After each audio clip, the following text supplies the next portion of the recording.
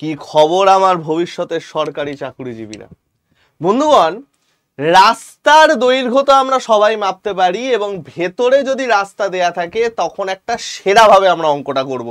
না বড় কিছু, না কোনো কিছু, ছোট্ট কনসেপ্ট মনে রেখে দাও, পৃথিবী একেবারে সুন্দর হয়ে যাবে। দেখো, আমাদের এরকম টাইপের অঙ্ক পিএসসিতে কিন্তু বিভৎসভাবে আসে এবং কেন্দ্রীয় সরকারের ছোট ছোট পরীক্ষাগুলোতেও। কি বলেছে দেখো, 200 মিটার 20 মিটার দীর্ঘ এবং 8 মিটার প্রস্থ বিশিষ্ট একটা মাঠের মাঝখান দিয়ে একটা রাস্তা গেছে, এই একটা রাস্তা, এই একটা রাস্তা।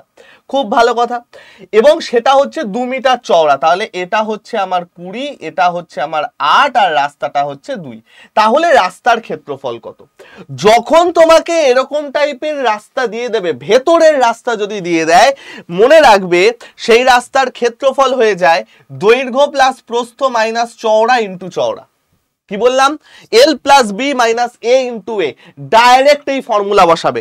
দেখো তো ভাই, দৈর্ঘ্য চলে গেল 20, প্রস্থ চলে গেল 8, রাস্তাটা কত চওড়া 2, এবং সেটা আমরা কত দিয়ে গুণ করব, কতটা চওড়া সেটা দিয়ে।